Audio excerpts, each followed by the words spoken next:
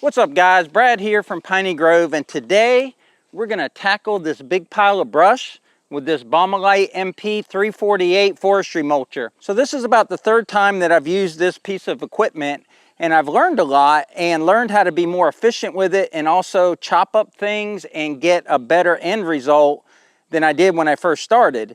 And I've also learned there's certain types of wood that it does better with and does a better job at mulching up. So let's come around to the business end of it and talk about it. All right, so first of all, you have to use this in reverse. If you're gonna chew up big things, you wanna be backing into it. It will work in forward, but you're gonna be limited by how big a material can come up under the front of the machine. So you mainly use backing up to shred everything, and you do go forward more to level it. And the way it works is it rotates this way.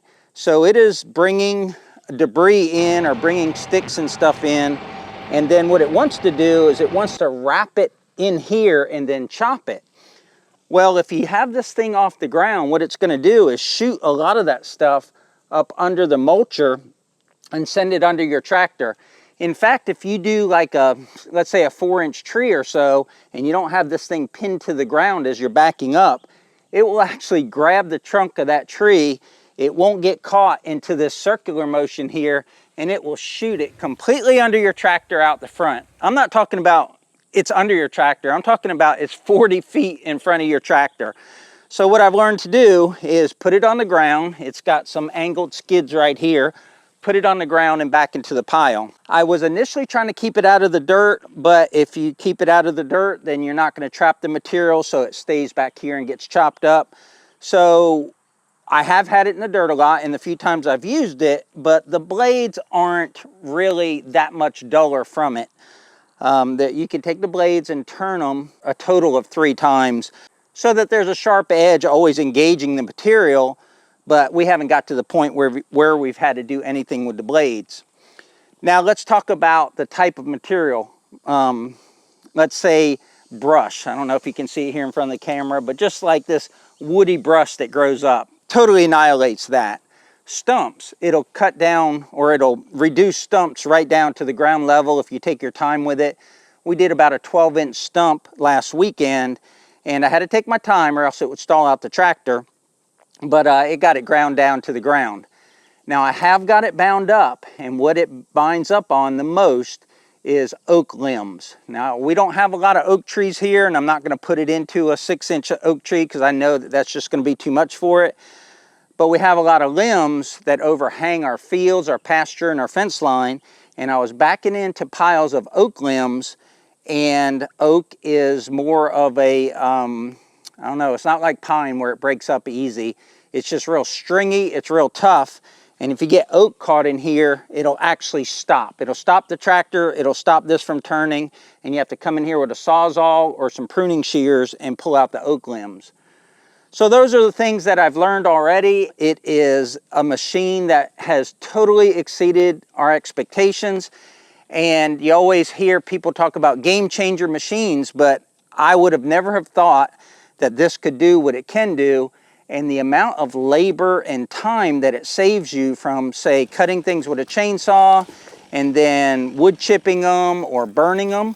I'm going to reduce this pile here to where I think it's not even going to look like it ever existed. We'll see. I may run into some troubles because there are some bigger pines in there, but I think that you're going to be amazed by what it can do to this pile. This will be our before picture. So we got mainly brush. It's not a lot of oak in here at all, but mainly brush and a little bit of pine. And I'm just going to back into it, go all the way around it and back into it and just reduce it down, reduce it down.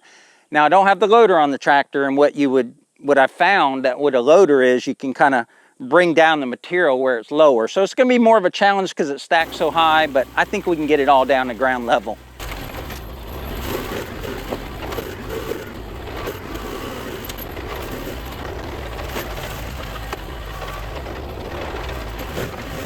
This machine is simply incredible. This is what it does. It just shreds stuff. You can see where the rotors were going against it there, the teeth marks. But at first I thought I was going to have to get on camera and say we weren't going to be able to mulch this because there's a big cedar tree right here, or it's not a big cedar tree, but it had a decent sized stump on it. And with this horsepower tractor, it can only handle, I think Baumalight says 4-inch material, and if you have a stronger PTO tractor, then you can go up to, I think, 6-inch material. Tony's Tractor Adventure, he has a 47 horsepower TYM, and he can do more with his mulcher. I think he has the same width mulcher. So I haven't changed the height of the pile, and I thought that because there was so much dirt in here, I wouldn't be able to get in here and mulch it for this video. But when I hit that corner over there, I actually moved the whole pile because the top of the pile was stacked with our mini excavator, and it's all clean brush and there's no dirt. So I think I can just keep working around the pile and get it reduced. I'm just blown away by how much this machine can do.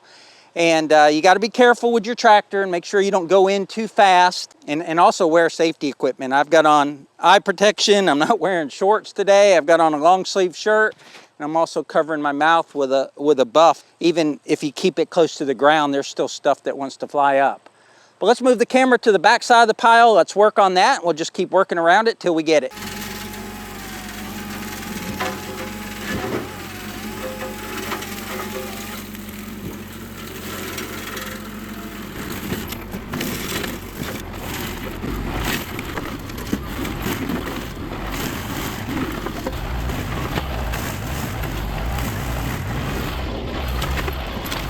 I've got the whole base of the pile kind of mulched up, and what's left up here on the top will push over easily, but I didn't want it knocked over yet. I wanted to work all this stuff here first.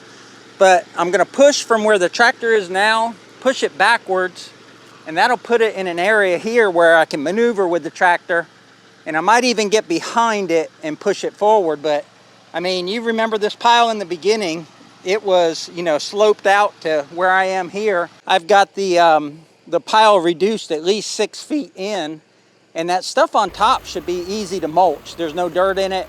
It looks like it's all pine and brush. So let's get to it and finish this pile.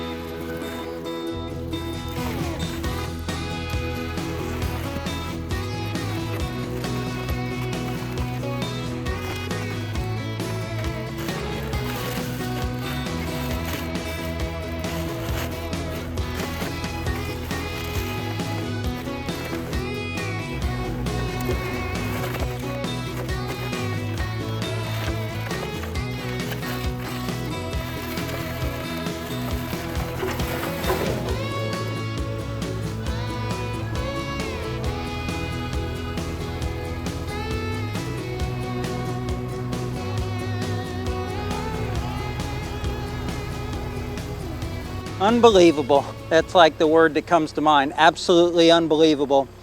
If you remember in the beginning of this video, we said this pile was 8 foot tall, probably 3 foot of dirt in there, but that inside of that dirt was a whole bunch of pine trunks and brush, and then there was brush stacked on top. And by attacking it from every angle, we were able to reduce it down to just this small pile. This has been an eyesore. This particular brush pile has been going on for probably 4 years. It started when Deb and I cut down 3 or 4 pine trees behind the house to give my parents a little bit bigger backyard. We dumped them here, and we've just been adding to the pile. We plucked out a couple of completely whole cedar trees and dropped them on the pile.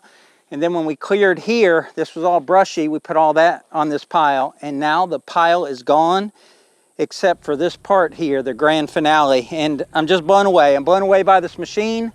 I've learned to use it a lot better. You try to go gentle into the pile, but sometimes there'll be like a stump you don't see there, or a big log, and it'll catch it too much and bring it in and totally stop the tractor. But I was chasing around one cedar limb, and I think I got some good GoPro footage of it, but I would go up to it and drop the forestry mulcher all the way to the ground, hoping it would shred it, but it would still find a way to go under the tractor. So I chased it around the property, and I got it mulched down to just a couple pieces. The cedar's just pretty tough to mulch, especially once it gets dry. But that's going to do it for today's video, folks. We sure appreciate you watching. Click that like button. It would sure help out our channel. We don't say it enough, but we love the support you guys give us. Without you guys and your support, we wouldn't have great sponsors like Baumalight letting us demo equipment like their MP348 here. I moved the camera around so you get one last look at the debris going through the forestry mulcher. But until next time, remember, life's short, tractor hard. We'll see you on the next one.